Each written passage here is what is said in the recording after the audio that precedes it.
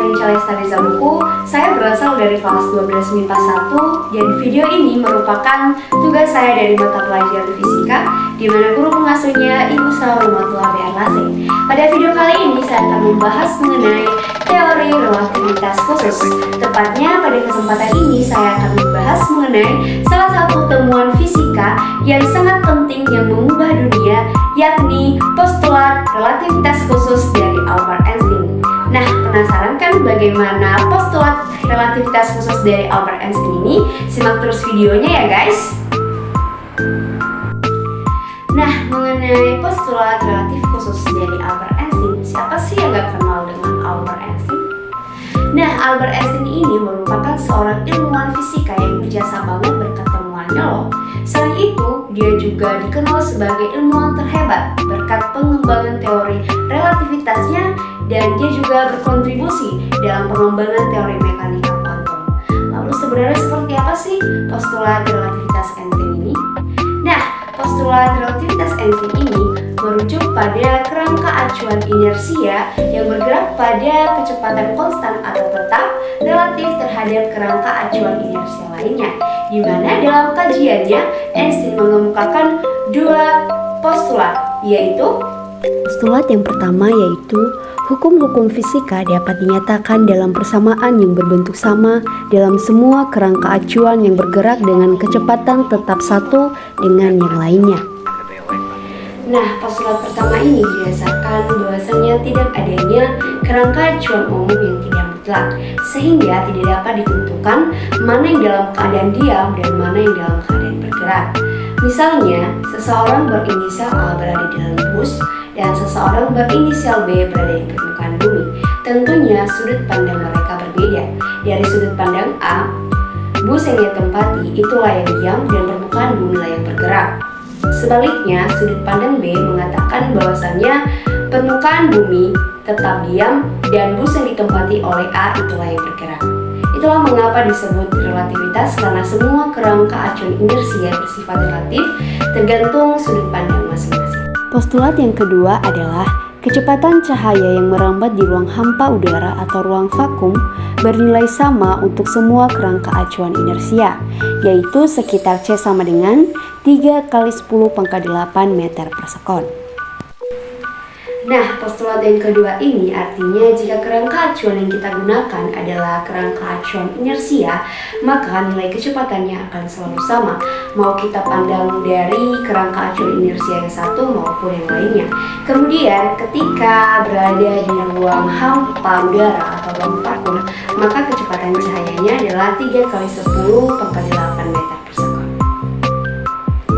Nah, setelah kita membahas dua postulat dari Albert Einstein, maka di sini saya akan membahas juga apa saja sih akibat dari postulat yang dihasilkan oleh Albert Einstein ini. Akibat yang pertama adalah relativitas kecepatan, di mana tidak ada kecepatan yang melebihi kecepatan cahaya. Rumus kecepatan relativitas adalah V aksen sama dengan V1 tambah V2 per 1 tambah V1 kali V2 per C kuadrat. Yang kedua adalah relativitas panjang, di mana jika benda bergerak mendekati kecepatan cahaya, maka panjang benda seolah-olah tampak memendek atau kontraksi panjang. Rumusnya yaitu L sama dengan L0 akar 1 kurang V kuadrat per C kuadrat. Yang ketiga adalah relativitas massa, di mana massa benda yang bergerak atau M akan lebih besar daripada massa benda tersebut saat diam atau M0. Rumusnya adalah M sama dengan M0 per akar 1 kurang V kuadrat per C kuadrat. Yang keempat adalah relativitas waktu atau dilatasi waktu, di mana waktu yang diukur oleh sebuah jam yang bergerak terhadap kejadian lebih besar daripada jam yang diam terhadap kejadian, di mana rumusnya delta T sama dengan T0 per akar 1 kurang V kuadrat per C kuadrat. Kelima adalah kesetaraan massa dan energi, di mana menurut Einstein jika terjadi penyusutan massa maka akan timbul energi. Hal ini menunjukkan adanya kesetaraan massa dan energi, di mana benda yang diam maupun bergerak memiliki energi. Energi saat benda diam dan saat bergerak atau energi total dapat dirumuskan E0 sama dengan M0 kali C kuadrat. Yang terakhir adalah momentum relativistik, di mana tiap benda yang bergerak dengan kecepatan v memiliki momentum linier yang berbanding lurus dengan massa dan kecepatannya, di mana dapat dirumuskan P sama dengan M kali V sama dengan M0 kali V per akar 1 kurang V kuadrat per C kuadrat, di mana E kuadrat sama dengan E0 kuadrat tambah P kali C kuadrat.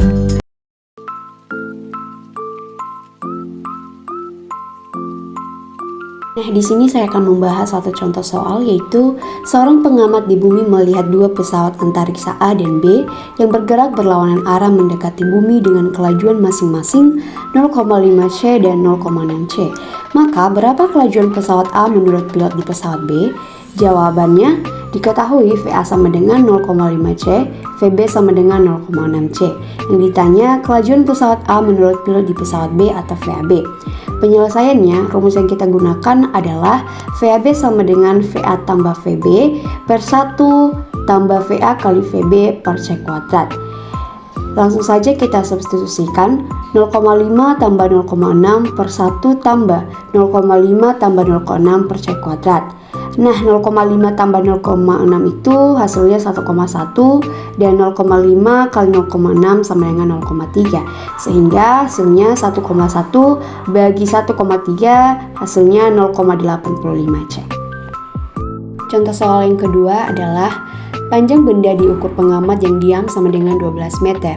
Berapakah panjang benda itu bila diukur oleh pengamat yang bergerak dengan kecepatan 0,8 C, di mana C sama dengan kecepatan cahaya relatif terhadap benda? Jawaban, diketahui L0 sama dengan 12 meter, V sama dengan 0,8 C, ditanya L. Penyelesaiannya kita menggunakan rumus L sama dengan L0 akar 1 kurang V kuadrat per C kuadrat. Kita substitusikan saja angkanya, di mana L0-nya tadi 12 meter, akar 1 dikurang V-nya 0,8 per C kuadrat.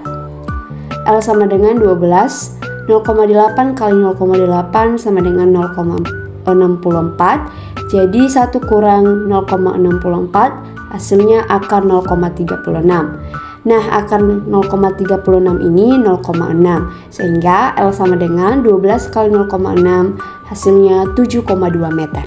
Contoh soal yang ketiga adalah suatu peristiwa terjadi selama 3 sekon menurut pengamat yang bergerak menjauhi peristiwa itu dengan kecepatan 0,8 C.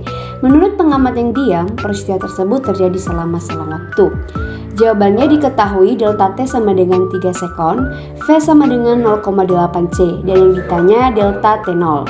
Penyelesaian rumus yang kita gunakan adalah delta T sama dengan delta T0 per akar 1 kurang V kuadrat per C kuadrat. Nah, karena yang ditanya delta T0-nya, maka rumus yang kita gunakan delta T0 sama dengan delta T akar 1 kurang V kuadrat per C kuadrat. Langsung saja kita substitusikan angkanya. Delta T0 sama dengan delta T-nya tadi 3, akar 1 dikurang V-nya 0,8 kuadrat per C kuadrat.